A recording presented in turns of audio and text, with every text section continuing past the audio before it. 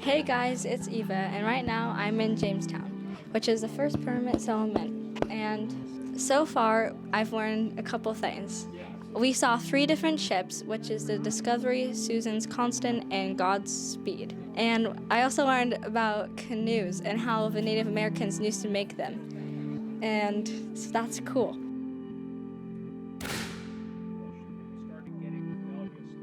Hi, I'm Mr. Wiley, and this is Yorktown. Now, the Battle of Yorktown marked the conclusion of the last major battle in the American Revolution. I enjoy this location because we got to see how soldiers lived, and we learned that it was more common to die to disease rather than in battle. Hi, I'm Savannah, and this is Williamsburg. Williamsburg is historically significant because it shows what life was like for the colonists in the 18th century.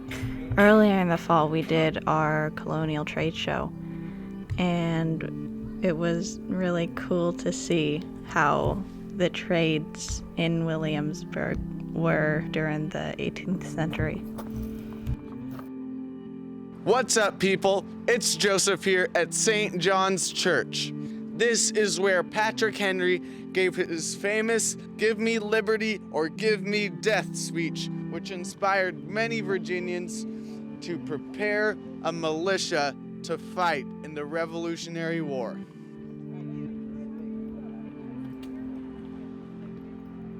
This is Mrs. Montgomery Harris standing in Appomattox Courthouse, Virginia. We are standing in front of a historic building. This is the McLean House, and this is where the signing of the surrender papers between Robert E. Lee and General Ulysses S. Grant took place. And so this was a historic event. It happened in April 1865, almost 4 years after the start of the Civil War. And when the surrender papers or terms were figured out, Ulysses S. Grant, he took Abraham Lincoln's advice with malice toward none, and he gave very generous surrender terms, so the Confederate soldiers were allowed to take their horses back home, the officers could keep their swords, and they were all served parole passes in order to return back to their farms, with the promise that they would not take up arms against the Union again. And this is why we come here to celebrate. The Law Enforcement Memorial, this was dedicated back in 1991, and it's for all fallen law enforcement officers in the U.S. Currently, there's over like 22,000 names on this memorial. The interesting thing about the Law Enforcement Memorial is that out of all the other memorials you're going to see, this is the only one that's really a living memorial because they keep adding names. This is for the profession of law enforcement. The only way that you get your name on here is if you die in the line of duty. We came and found Justin's name. Justin was a state trooper with the Washington State Patrol, and he died back in March of 2020. He was hit by a guy who was fleeing the police. He was trying to get his spike strips out, and the guy ran over him and killed him. Justin was a good friend of mine. Your guys' PE teacher is Justin's sister-in-law, but Justin was he was a really good guy, really good friend. His dad was the chief of police for Chehalis, the police department at the time that he died. So that's what I know about the memorial. Hi, I'm Noah. I'm here at the World War II Memorial in Washington, D.C. There are 56 pillars, as shown behind me, representing the states and territories the U.S. had during World War II. There are 4,048 gold stars representing 405,399 American service people that were lost.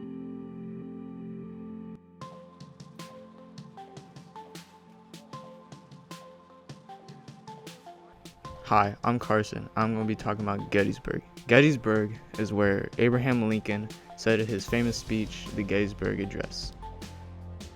Our fathers brought forth on this continent a new nation conceived in liberty and dedicated to the proposition that all men are created equal. We are met on a great battlefield of that war. A cool fact that I learned about the Gettysburg battle was that when 2 people shot their bullets, the bullets collided together and they hit each other. There's a museum at Gettysburg that shows what the bullets look like now. And another thing is that Gettysburg was the bloodiest battle out of all of the battles of the Civil War.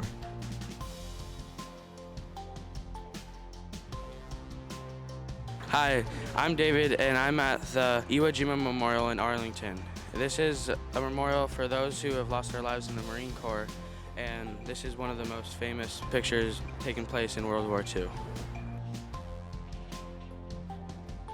Hello, and I am Ezra, and I am standing in the Arlington National Cemetery, where most of our men and women who served in the Marine Corps, the Navy, and the Army, and other forces have been put here for their final resting place. And I'm standing right by my great-grandfather's grave, which we just put rocks on top of. And for that, we had two of our classmates, James and Kellen, lay the wreath of the tomb of the unknown soldier, which is a great honor to do. Even though you see a little bit of this place, it's actually pretty big. There's a lot of gravestones here, a lot of brave soldiers who risked their lives to serve our country.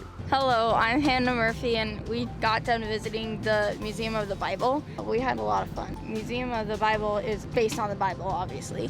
It shows the history of it and the importance of it, and it's really cool. They use like virtual reality and stuff like that. Did you know that it was privately funded? It has like 51,000 donors, and their biggest donor is Hobby Lobby. It's the biggest museum in Washington, D.C., and 5 presidents actually gave their childhood Bibles to Museum of the Bible. Hi, I'm Addie, and I'm here at the Washington Monument. The monument is located in Washington, D.C., and was built to commemorate General George Washington. He was the first president. It's made out of marble and granite.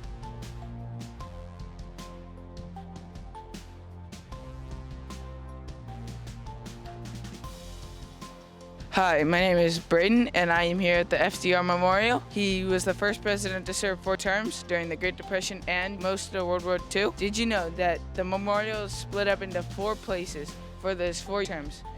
First place, second place, third place, and fourth place.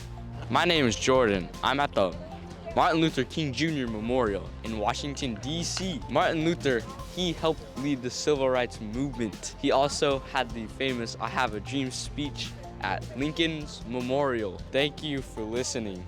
So that's enough for today. We gotta go. My name is Ethan, and we are here at the International Spy Museum. This place is pretty cool for several reasons.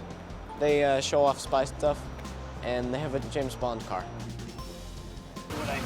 I'm James, and I'm at the Supreme Court building. The Supreme Court is where the nation's highest trials take place. They have to either be put here directly under very special circumstances or get appealed up through the higher courts. And the current justice here is the Chief Justice John Roberts.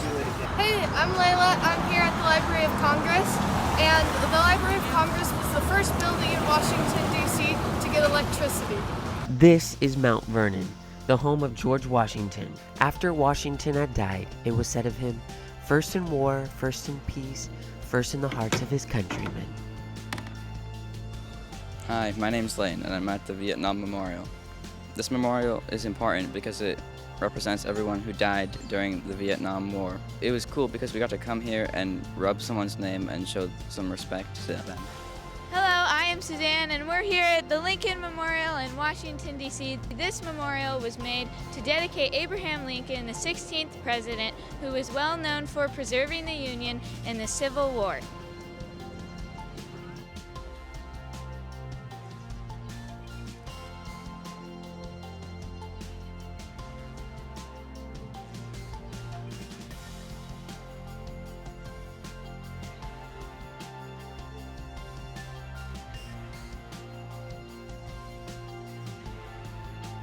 Hi, my name is Kellen. We're here at the Liberty Bell in Philadelphia.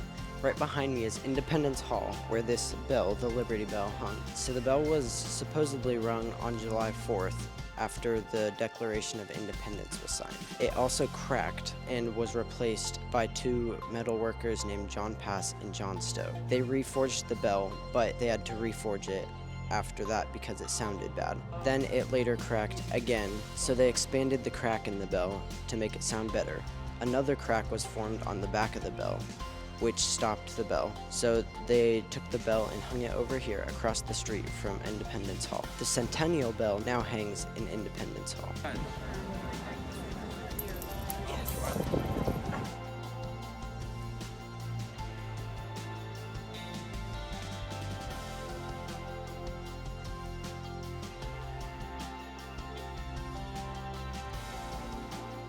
Australia. 1, 2, 3. Australia!